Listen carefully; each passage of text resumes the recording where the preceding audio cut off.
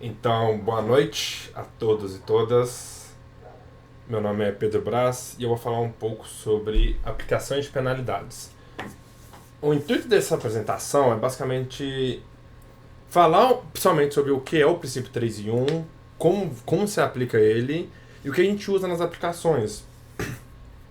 E o interessante disso também é que a gente consegue ter uma ideia também sobre o uso da beanbag. Porque a gente usa a beanbag para demarcar pontos de interesse, pontos de aplicação, que é justamente o que nós vamos falar nessa aula. Vou só conferir se está gravando mesmo. Ok, tudo certo. Então vamos lá. Então a primeira coisa que nós vamos falar é sobre os spots, os pontos. Por que é importante falar desses pontos? Porque eles vão definir aonde que eu vou aplicar minha penalidade. É o que eu chamo de spots. Então, o ponto, vou começar a nomear os pontos. Então, o ponto anterior é o ponto do qual a bola foi posta em jogo por último. E geralmente esse ponto é a linha scrimmage, que durante a apresentação, se aparecer um loss, quer dizer line of scrimmage, linha de scrimmage. O próximo ponto é o ponto onde a bola será posta em jogo em seguir. Então, supondo, teve uma jogada, uma corrida, a corrida acabou, o umpire posicionou a bola, esse é o próximo ponto. O ponto anterior é o ponto da jogada passada. Então, se teve um snap na jarda 30, teve um passe que foi para a jarda 45, o ponto anterior dessa jogada é a jarda a 30. O ponto da bola morta é o ponto no qual a bola tornou-se morta. Essa primeira parte eu vou falar muito sobre as definições desses pontos, porque, como nós vamos ver um pouco mais à frente, esses pontos eles vão ser importantes para a gente fazer a definição da falta. O ponto da falta é o ponto no qual a falta ocorreu. E aí nós temos dois pontos de atenção. Se a falta ocorreu fora de campo, então quer dizer que ela ocorreu na linha estendida da jarda. Como assim? Eu espero que vocês estejam conseguindo ver meu cursor. Então, o se essa falta que ocorreu aqui ela tivesse ocorrido fora de campo, então, por exemplo, na jarda 30, 31, quer dizer que o quê? A jarda estendida para fora de campo, dentro de campo, seria justamente a jarda 31. Então, isso quer dizer esse primeiro ponto. E o segundo ponto é, se ocorreu na end zone, end zone onde eu vou chamar EZ pelo resto da apresentação, entre a linha de gol e a linha de fundo, ou além, a falta é como se tivesse ocorrido na end zone. Ou seja, qualquer lugar dentro da end zone ou fora da end zone para o fundo de campo vai ser entendido como se tendo ocorrida dentro da end zone.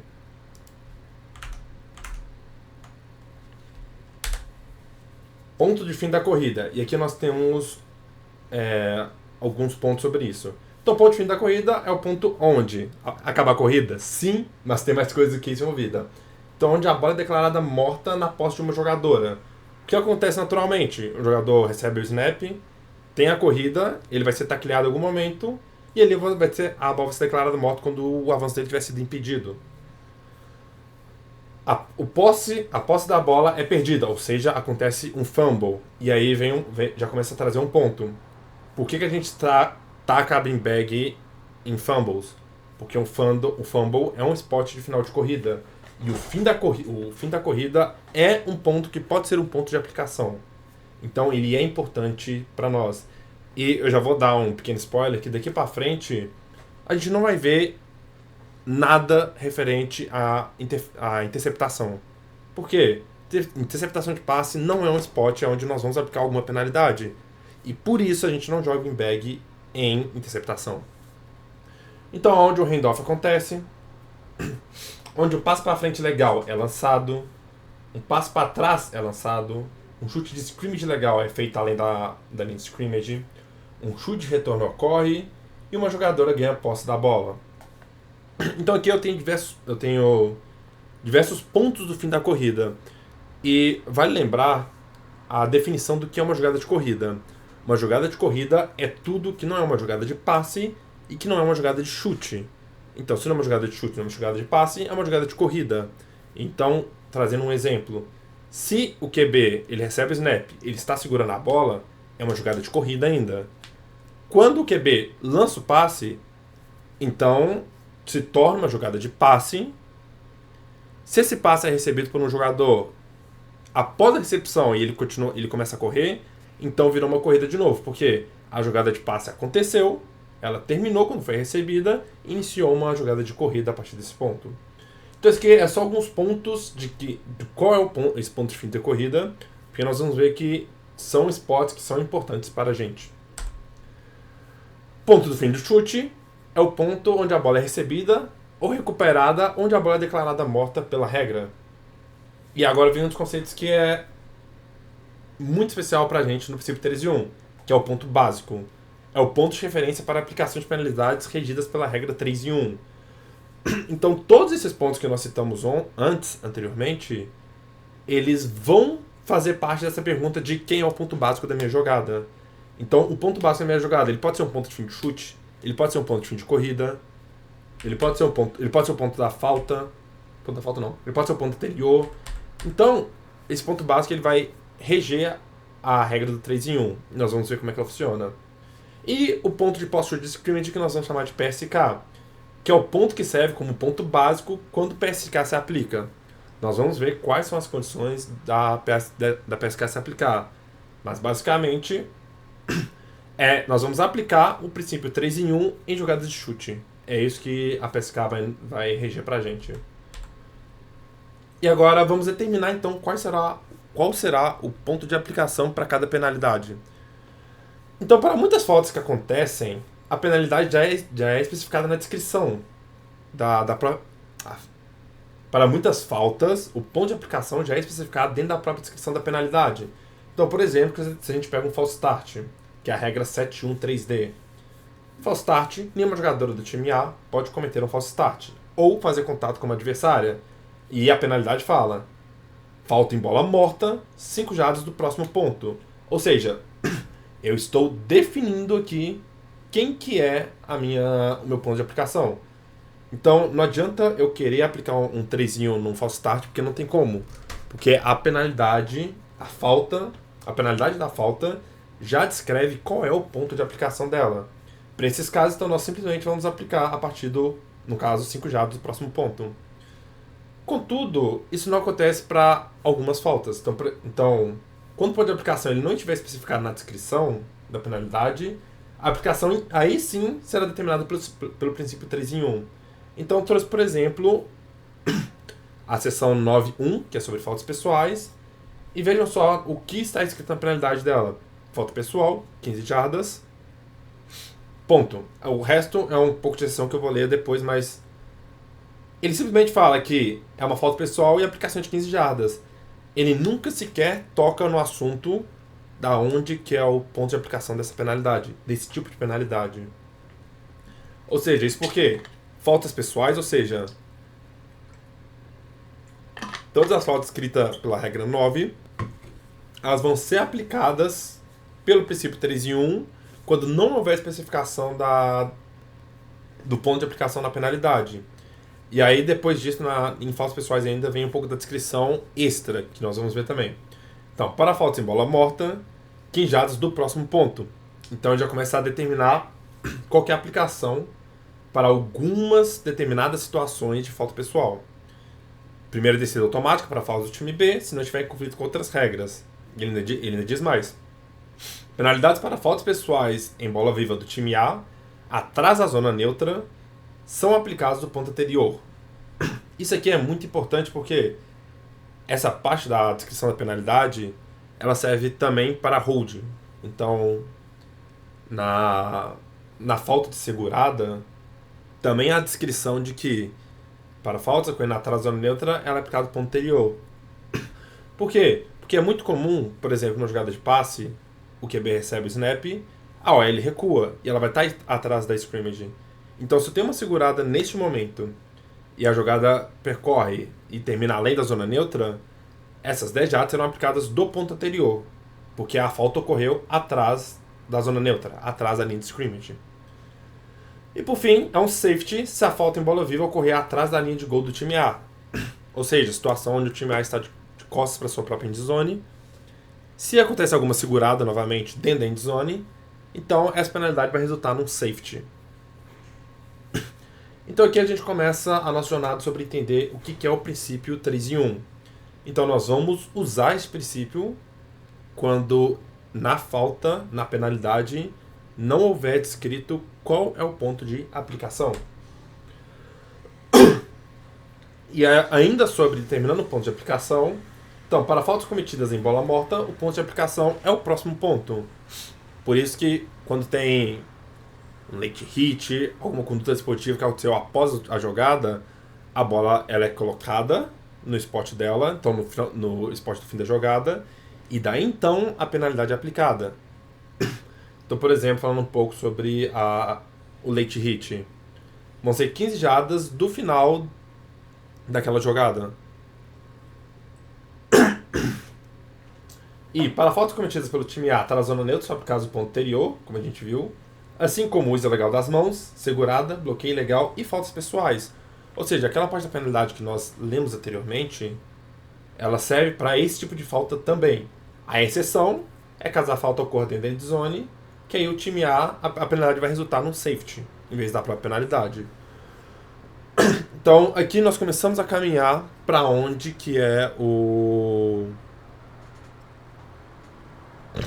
aonde que nós vamos aplicar nosso princípio 3 em 1. E agora, entendendo um pouco, então, quem são os pontos básicos de cada jogada. Porque, novamente, entendendo quem é o ponto básico, nós vamos conseguir fazer a aplicação da nossa penalidade. Então, em jogadas de passe, o ponto básico é o ponto anterior. Em jogadas de passe para frente legal, vale a pena lembrar isso. Em jogadas de corrida, o ponto básico é o ponto anterior, quando a referida corrida terminar atrás da zona neutra, ou é o ponto de final de corrida, quando a referida corrida terminar além da zona neutra ou não houver zona neutra. Como assim não houver zona neutra? Por exemplo, num retorno de punch. Em um retorno de punch, eu não tenho zona neutra para o time B, que é o time que está retornando. Logo, o ponto base daquela jogada vai ser o final da corrida. Em jogadas de chute, o ponto básico é o ponto anterior. Em jogadas de chute legal, a menos que a falta seja exigida pela regra PSK. Ou o ponto básico é o ponto de PSK, se a falta for regida pela regra de PSK.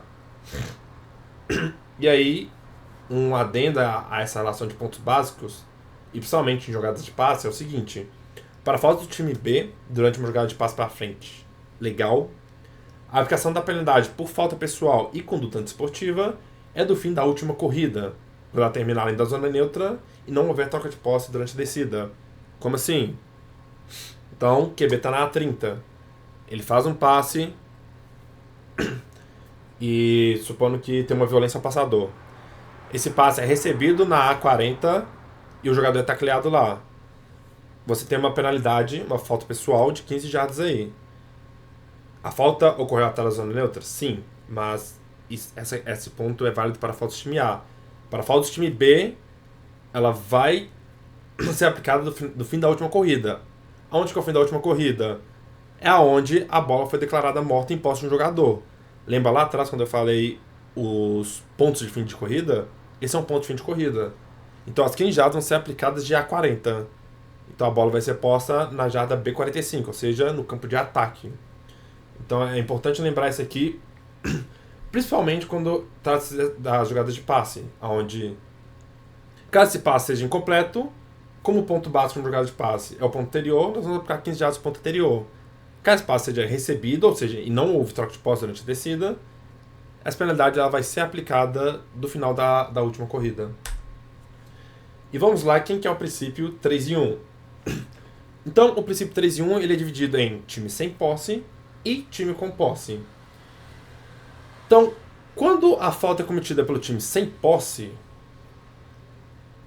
Então, quando o time sem posse comete uma falta tanto atrás quanto além do ponto básico, a penalidade ela é aplicada do ponto básico. Aqui facilita a nossa vida, porque a gente não tem...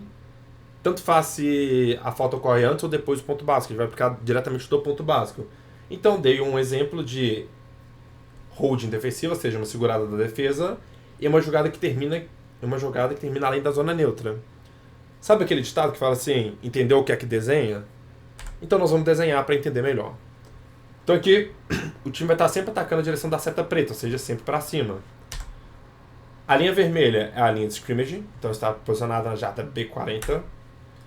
A linha azul é o final da jogada, que está na jarda B30. E nossa estrelinha vai demarcar nossa falta. Só que, neste caso, como independe... Então vamos lá primeiro passo a passo. Nós temos uma jogada de corrida que terminou além da zona neutra. Então, o ponto básico dessa jogada é o ponto do final da corrida, ou seja, o final da jogada, que é a linha azul. Então, supondo que aconteceu uma segurada atrás dessa linha azul ou depois, na jarda 38 ou na jarda 22, por exemplo. Independente se essa falta ocorreu antes ou depois, essa penalidade ela vai ser aplicada do ponto básico, ou seja, nós vamos aplicar 10 jardas, que é a penalidade de uma segurada, do ponto básico ao ponto final da corrida. Então, vai andar 10 jardas para frente e vai para esse azul mais claro. Então, novamente, quando um time sem posse comete falta, independente se essa falta é atrás ou além do ponto básico, ela vai ser aplicada do ponto básico. Se fosse uma jogada de passe incompleto, ela seria aplicada do ponto anterior. Ok? E agora vamos com a falta do time com posse. E novamente nós temos o mesmo tipo de desenho. O campo, linha vermelha, linha de scrimmage. O azul escuro é o final da jogada. Só que, para o caso, quando é o time com posse, nós temos uma pequena diferença entre a aplicação dependendo de onde a falta ocorre. Então, quando o time com posse comete uma falta atrás do ponto básico, a penalidade é aplicada do ponto da falta. Ou seja, novamente, aqui, ao invés de ser uma segurada da defesa, é uma segurada do ataque. Então, nós tivemos uma segurada do ataque e uma jogada de corrida que termina além da zona neutra. O ponto básico de jogada de corrida é o final da corrida. Então, é a linha azul escura. Só que ocorreu uma falta do time com posse atrás do ponto básico.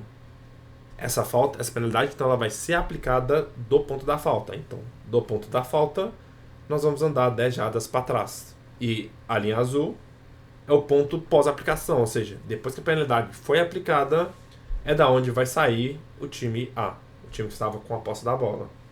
Só que tem a segunda situação, que é quando o time com posse comete uma falta além do ponto básico. Nesse caso, a penalidade é aplicada do ponto básico. Então, na mesma situação, onde eu tenho um hold de ataque e uma jogada de corrida que terminou além da zona neutra, só que a falta foi à frente do final da corrida. Então, as 10 jardas de penalidade da segurada vão ser aplicadas do ponto básico. Então, do ponto básico, 10 jardas para trás. E aqui vai sair o próximo snap do time com posse. E eis o nome do princípio 3 em 1, porque em 3 situações, quando o time sem posse comete a falta e quando o time com posse comete a falta além do ponto básico, você vai aplicar a penalidade do ponto básico. 3, e qualquer único caso diferente é quando o time com posse comete uma falta atrás do ponto básico. E somente nesse caso, a penalidade é aplicada do ponto da falta. Princípio 3 em 1. Em 3 casos são aplicadas do ponto básico, em um caso é aplicado do ponto da falta. Por isso que é muito importante nós identificarmos e sabermos qual que é o ponto básico de cada jogada. E por isso, por exemplo, nós jogamos uma beanbag num fumble, mas não jogamos um passe incompleto. Porque o fumble é o final de uma jogada. É um final de uma jogada onde o final dessa jogada é de interesse para a aplicação da penalidade. Porque eu posso aplicar daquele ponto ou eu posso aplicar antes dele, onde a falta ocorreu. Então, a gente tem que saber bem este slide, que contém parte dos pontos básicos. Nós vamos ver o próximo slide que tem a outra parte, que é o principal jogadas de passe, jogadas de corrida, jogadas de chute. Então, só para lembrar, jogadas de passe, o ponto básico é o ponto anterior. Jogadas de corrida é o ponto anterior caso a corrida termine atrás da zona neutra, ou é o ponto de fim da corrida caso a corrida termine além da zona neutra. E em jogadas de chute, o ponto anterior é o ponto básico, a não ser que a regra seja regida pela PSK. Nesse caso, o ponto de PSK é o ponto básico. E lembrar que falta do time B, durante uma jogada de passe legal para frente, ele é aplicado do final da última corrida. Então vocês veem o quão importante é a gente identificar aonde está o ponto básico, qual é o ponto básico da jogada, e por isso nós devemos sempre com maior precisão, saber em qual jarda a penalidade aconteceu e não necessariamente tacar a flag em cima de onde a falta ocorreu. Porque independente se ela ocorreu no meio do campo ou na lateral, ela vai ser aplicada da jarda em que essa falta ocorreu. Falando então um pouco sobre o PSK, que é o Post-Shoot Scrimmage. E aqui vamos dar uma pequena complicada, então nós vamos por partes. Para termos a aplicação de PSK, nós devemos satisfazer algumas condições. A falta tem que ser do time B. Então, por enquanto, a falta deve ter sido ocorrida durante um chute, que não é um try, não é um field goal convertido, ou não é em um período extra. A bola deve cruzar a zona neutra. A falta tem que ser sido cometida antes do fim do chute. E o time B é a próxima a colocar a bola em jogo. Muito problema? Muita coisa?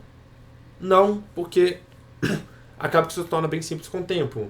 Então vou dar um exemplo muito básico em que isso acontece. Um punch do time A. Enquanto a bola está viajando no ar, o time B ele faz um bloqueio legal pelas costas, que é muito comum nesse tipo de jogada. Então nós vamos tacar a flag no ponto da falta, supondo que foi na jarda B30. O retornador ele retorna até a jarda B40. O ponto da falta é B30, o ponto do fim da corrida é B40. Como é falta do time com posse, porque, segundo o PSK, a gente considera como se o time B tivesse com posse da bola durante o chute. Então a penalidade é aplicada de acordo com o princípio 3 em 1, como se o time B tivesse com posse da bola com o ponto de PSK sendo ponto básico. Perdão, eu falei coisa errada. Isso aqui. Então, supondo que a falta foi na B20, na verdade, e o retornador recebeu uma falta em B30. Nesse caso, o ponto do fim do chute, que é o ponto de PSK, ele vai ser o ponto básico. E caso a falta tenha ocorrido na B20, para esse exemplo, então nós vamos aplicar do ponto da falta e não do ponto básico. No caso anterior que eu tinha falado, a gente aplicaria do ponto básico. Então, em jogadas de chute scrimmage, e eu só trouxe para lembrar o que é uma jogada de chute scrimmage. Então é a ação durante o intervalo entre o snap e o momento em que o chute scrimmage fica em posse de uma jogadora ou a bola é declarada morta. Ou seja, PSK, se a falta é do time B não foi um try, um field goal convertido ou em período extra, a bola cruzou a zona neutra, a falta foi cometida antes do fim do chute e o time B é a próxima a colocar a bola em jogo, então nós consideramos que essa falta do time B ocorre como se o time B estivesse em posse da bola. Ok? E aí, a última questão sobre pontos básicos é o ponto de corridas que terminam dentro de uma end zone após a zona neutra. Então aqui já começa a ir para situações que ocorrem pouco, mas lembrar que sempre podem ocorrer situações nos nossos jogos e nós temos que estar preparados para isso.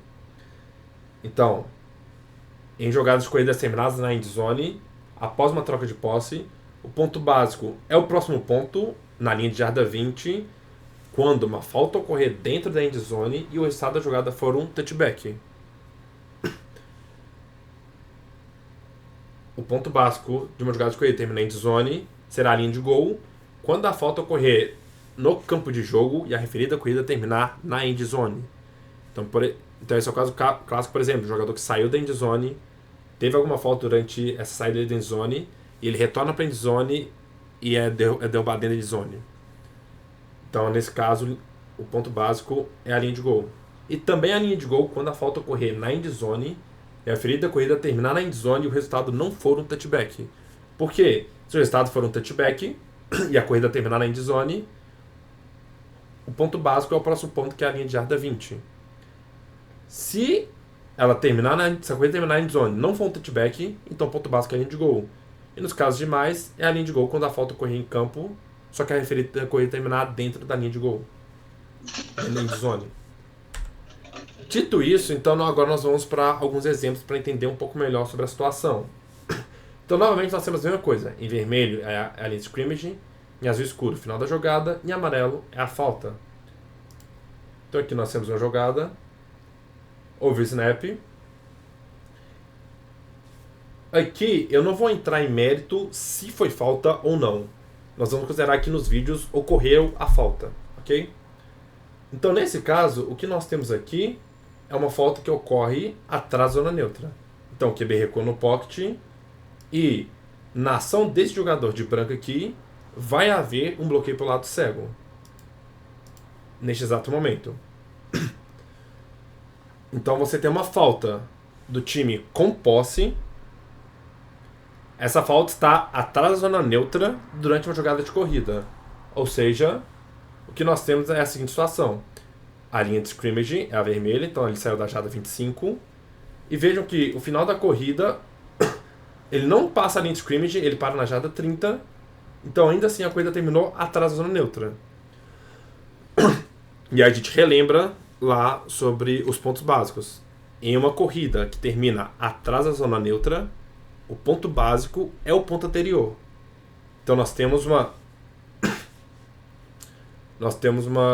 jogada, uma falta que ocorreu, uma falta do time com posse que ocorreu atrás do ponto básico. Nós não vamos aplicar o ponto no ponto básico, nós não vamos aplicar do ponto da falta, porque no início da regra 9 está descrito que para esse tipo de penalidade nós aplicaremos do ponto anterior a falta. Então será 10 jardas, no caso 15 jardas, perdão. Porque eu acho que eu até desenhei errado, era para estar na 40. Então são 15 jardas do ponto anterior vão ser aplicadas. Aqui eu trago um exemplo de uma fala que nós escutamos muito por aí afora, de que a penalidade deve ser aplicada do ponto mais prejudicial para o time. O que é errado, e a gente vê exatamente aqui. Por quê? O ponto mais prejudicial para o time seria aplicado do ponto da falta. Só que aí nós estaríamos errados, porque a penalidade está descrita pela regra 3 em 1. E nesse caso nós temos que aplicar do ponto anterior, não do ponto da falta. Lembrando que isso é porque foi uma jogada de corrida que terminou atrás da zona neutra. Nesse caso, o ponto básico é o ponto anterior. E não só isso, como também para esse tipo de falta, nós aplicamos a falta do ponto anterior. Então, próximo vídeo. O punch agora do Cox. Nós temos jogada de chute. E aqui nós vamos ver se a PSK é válida. Então a ação vai ser nesse jogador aqui, que está próximo da jarda 30. Vai haver novamente um bloqueio pelo lado cego. E a jogada vai terminar um pouco atrás de onde ocorreu o bloqueio. Então, o início, a linha de scrimmage estava na jarda 24. A falta ocorreu na jarda 30. E o final da jogada, ou seja, o final do chute, foi na jarda 33. Então, passando novamente o vídeo só para checar. Foi então uma falta do time B, porque foi uma falta do branco, do time retornador, durante uma jogada de chute. E aí agora nós fazemos o check-in de se a PSK é válida. Então, primeira coisa, falta do time B. Ok. Não foi um try, não foi um field goal convertido e nem período extra. Ok. A bola cruzou a zona neutra. Ok. O time B é o próximo a colocar a bola em jogo? Sim, porque o time de chute recuperou a bola, então o time B coloca a bola em jogo desse ponto. Então, nesse caso, nós temos todos os critérios e condições para que a PSK seja aplicada. E o que a PSK fala? Nós vamos aplicar o princípio 3 em 1. Quando a falta do time com posse, porque a PSK fala que nós tratamos o time B como se estivesse com posse da bola, está além do ponto básico, nós vamos aplicar a penalidade do ponto básico. Então, nesse caso, nós vamos aplicar 15 jardas do ponto anterior. Ou seja, todos os critérios e condições para que a PSK ocorresse foram satisfeitos. Então, a partir daí, nós aplicamos o princípio 3 em 1. Aplicamos 15 jardas do ponto anterior, porque o ponto da falta de um time que tem a posse da bola estava após o ponto básico. E por último, uma jogada de corrida. Lá vem o Galo, Agnaga. Um passo para frente foi recebido. E aqui, novamente, eu tenho outro bloqueio pelo lado cego. Parece que a gente marcou para pegar esse tipo de falta. Aqui, o bloqueio pelo lado cego, eu vou supor que ele correu uma jarda antes do final da corrida. foi basicamente um em cima do outro, mas só para a gente ter essa condição de aonde nós aplicaríamos a penalidade. Então vamos lá. É uma falta do time com a posse da bola, que é o time branco, durante uma jogada de corrida que termina além da zona neutra. O ponto básico é o final da corrida. O snap saiu da 35, terminou na jarda 41 e a falta estava na 42. Neste caso, falta do time com posse, onde a falta ocorreu além do ponto básico, nós vamos aplicar do ponto básico. Então nós vamos andar 10 jardas para trás do ponto anterior. Caso essa penalidade tivesse ocorrido antes do final da jogada, aí nós teríamos a única condição onde aplicamos o ponto da falta, que é faltas do time do time com posse, onde a falta, a penalidade, ela ocorreu atrás do ponto básico. Nesse caso, aplicaríamos o ponto da falta, caso ela fosse atrás da corrida. Então, é isso que eu tenho para trazer sobre a aplicação de penalidade e do princípio 3 em 1.